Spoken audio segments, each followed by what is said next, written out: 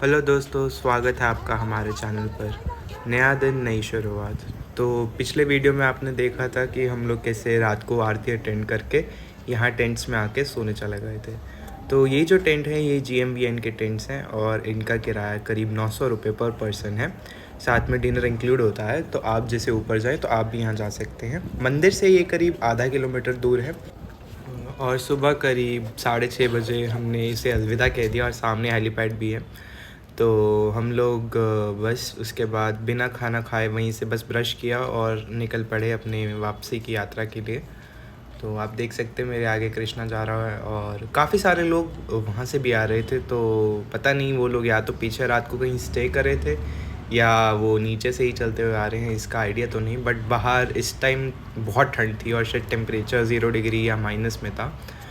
तो इस टाइम पे मतलब जो पानी था ब्रश करने के बाद तो पूरा हमारे मुंह का बुरा हाल हो गया था। और आप देख सकते हैं कि कैसे यहाँ पे जो पानी नीचे ज़मीन पर है वो भी कैसे शीशे की तरह ऐसे टूट रहा है जब उसको पैर से मार रहे हैं। तो बहुत इससे आप ठंड का अंदाज़ा लगा सकते हैं। तो जब भी आप जाएं आप ज़रूर अपने गर्म कपड़े लेकर जाएं, कोई किसी भी सीज़न में जाना हो आपका। तो ये वही लेक है जो बिल्कुल आप केदारनाथ में इंटर करते हैं जैसे ही मंदिर से करीब 1 किलोमीटर पहले आ जाती है ये लेक।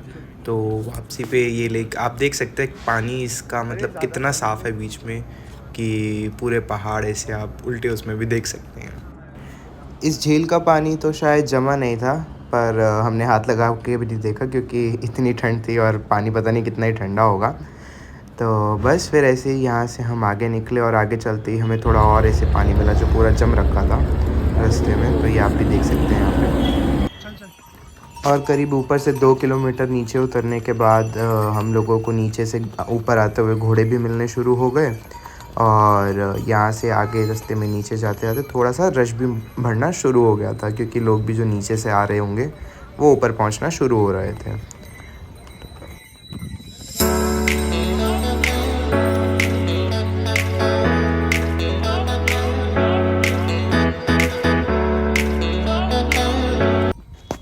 तो जैसा आप भी यहाँ पे देख सकते हैं कि जो स्लोप थी तो वो काफ़ी ज़्यादा स्टीप है और कैसे सब लोग जो है नीचे नीचे जल्दी जल्दी जा रहे हैं।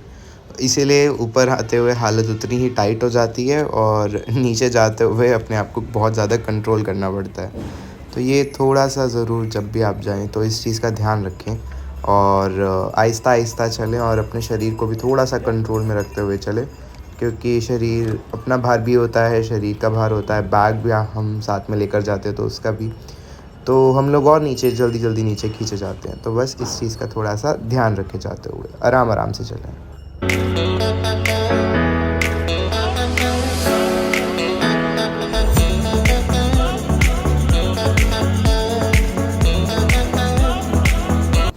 और हाँ, अगर आप मान लीजिए अपने नीचे गौरीकुंड से चलते हैं या ऊपर से आप नीचे आते हैं तो रास्ते में भी ये लिमचोली के आसपास जो है आपको काफ़ी कैंप स्टे करने के लिए मिल सकते हैं। तो ये करीब गौरीकुंड से 10 किलोमीटर बाद आ जाता है और अगर आप केदारनाथ साइड से हैं तो अराउंड 6 किलोमीटर।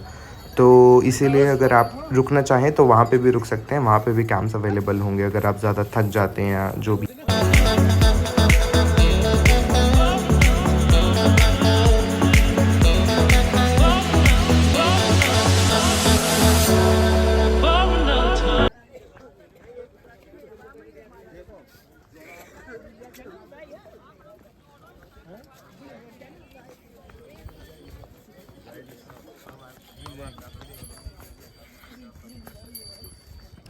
आपने शहरों में तो ट्रैफिक जाम लगते हुए बहुत बार देखा होगा, बहुत बार सुना होगा, लेकिन केदारनाथ के रास्ते पे भी कभी ट्रैफिक जाम लगा हो आपने ऐसा शायद ही सुना हो।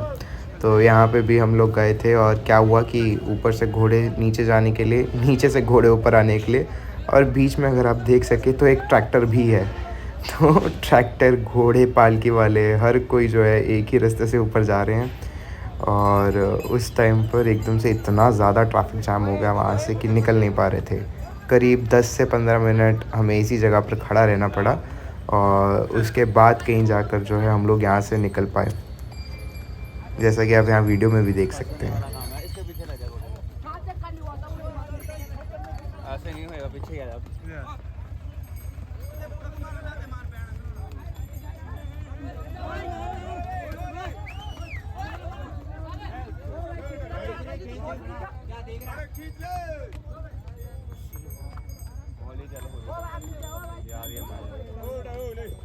आराम से आराम से आराम से आराम ज्यादा तू सेट हो जा फोन अंदर रख दे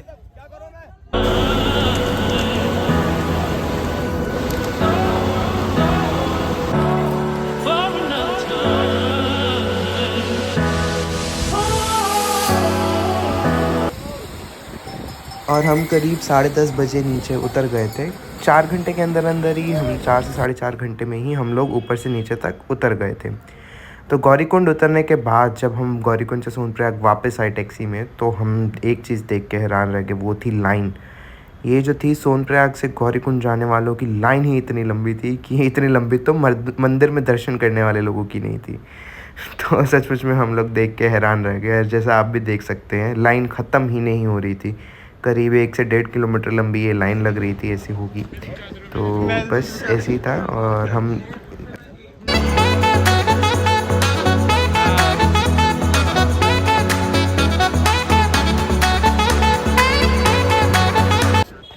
और उसके बाद यहाँ हमारे सामने जो नीचे है, ये सीतापुर का जो बस स्टैंड है, ये वो है।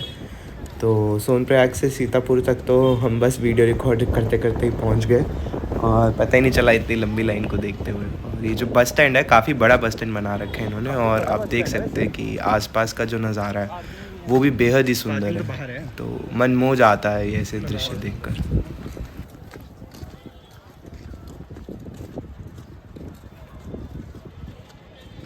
हरिद्वार की तो बसें दिख रही है मेरे को इधर से। हम लोगों की जो थी किस्मत बहुत ही अच्छी थी। जैसे ही हम लोग नीचे बस स्टैंड पहुँचे, एक बस खड़ी हुई थी ऋषिकेश जाने के लिए। तो हम भी तुरंत उसी में ही बैठे और इसका किराया करीबन 550 रुपये था, यहाँ से अपना सीतापुर से लेके ऋषिकेश तक जाने के लिए। तो हरिद्वार ऋषिकेश आप कहीं पे भी चले जाइए, सेम ही पैसे लेंगे वो लोग। और ये जो है बीच में रास्ते पे एक डैम बना हुआ है, काफ़ी पास ही है ये सीतापुर के। तो इसकी झील उतनी बड़ी तो नहीं है जितनी बड़ी अपने भाखड़ा नंगल डैम की या पौंग डैम की थी।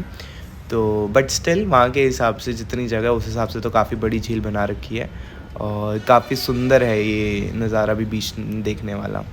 तो आप भी जब आएँ तो ज़रूर इसको अपने आसपास को निहारते हुए ज़रूर जाएँ। वापस आते हुए हमने ज़्यादा वीडियो तो नहीं बनाए, बट ये एक जगह थी जहाँ हम लोग खाना खाने के लिए रुके थे। तो देवप्रयाग के आगे जाके ही थी, ऋषिकेश के काफ़ी पास पहुँच गए थे हम लोग, तो वहाँ की है। फिर हम जो है हमने सोचा था कि आरती शाम को देख पाएंगे, लेकिन आरती तो मिस हो गई, बस हमारी लेट हो गई थी क्योंकि। तो हम लोग यहीं त्रिवेणी घाट पर आ गए और यहाँ आकर हमने जो है रात के इस मनमोहक दृश्य को अपने कैमरे में कैद कर लिया। तो काफ़ी अच्छा लग रहा था वहाँ जाके ऐसे देख के, और सुकून मिल रहा था एक अलग ही। ठंडी ठंडी हल्की हल्की हवा चल रही थी और जो घाट भी बना रखा है, काफ़ी सुंदर घाट बना हुआ है। तो अगर आप नहीं गए ऋषिकेश तो ज़रूर ऋषिकेश जाएंगे तो इससे आप मिस नहीं कर सकते। हमारी आरती तो मिस हो गई, बट आप अगर जाए तो ज़रूर उस आरती को भी ज़रूर अटेंड कीजिएगा। और आरती जो है वो करीब 7 बजे शाम को उसका टाइम है। हम लोग करीब 7:30 पौने 8 बजे के आसपास पहुँचे थे, लेट हो गए थे हम। तो ज़रूर आइए और यहाँ पे भी घूमिए।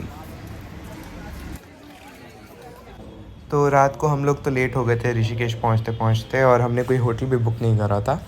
तो त्रिवेणी घाट जब हम पहुँचे, वहाँ से वापस जाते हुए हम लोगों को ये दादू बाड़ा का आश्रम मिल गया। तो आप भी अगर त्रिवेणी घाट से सीढ़ियाँ जाती हैं, वहाँ से अगर आप बाहर आएंगे तो आते ही आपको ये जो आश्रम है वो मिल जाएगा। और हमने रात यहीं गुजारी थी। काफ़ी बड़ा कमरा था हम 3 लोगों के लिए हिसाब से, और 500 रुपये मात्र जो था इसका उन्होंने किराया लिया। और आप सामने देख सकते हैं वो त्रिवेणी घाट भी इधर ही है, पास ही है।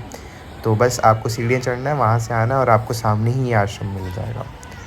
तो एकदम बढ़िया बढ़िया कमरे। अब आप जैसे बालकनी देख सकते हैं, काफ़ी बड़ी। प्लस ये जो है यहाँ पे मतलब अच्छी बात ये थी कि हम 3 लोग थे तो तीनों लोगों के लिए ही बेडिंग थी। और साथ में जो इसका टॉयलेट बाथरूम था तो वो भी काफ़ी बड़ा और काफ़ी अच्छा था। तो हम लोग क्योंकि ऐसे सफ़र से आए थे केदारनाथ में, तो वहाँ तो हम सही से नहा धो नहीं पाए पूरे रास्ते। तो यहाँ आके अच्छे से सब नहाए धोए। और उसके बाद जो थे, ये अगले दिन सुबह का है। तो जब हम वहाँ से जाने वाले थे वापस की ओर, तो वो कमरा कुछ ऐसा था। और यहाँ जो है सीढ़ियाँ थी। क्योंकि ये एक आश्रम था तो सीढ़ियों से ऊपर जो था शायद उनका एक मंदिर भी था, तो उन्होंने ऊपर मंदिर बना रखा था। और नीचे अगर आप जाएं तो वहाँ से आप जैसे ही गेट से बाहर निकलते हैं तो आगे जाके जो है आपके पास इस गेट से बाहर निकल के राइट साइड पे ही जो है वो त्रिवेणी घाट है। तो हम लास्ट टाइम फिर त्रिवेणी घाट आए और इसके आगे हम ऋषिकेश का सफ़र कंटिन्यू करेंगे। तो जानने के लिए देखते रहिए हमारी अगली वीडियो, और आपने अगर हमारा चैनल सब्सक्राइब नहीं किया तो ज़रूर सब्सक्राइब कीजिए। Thank you.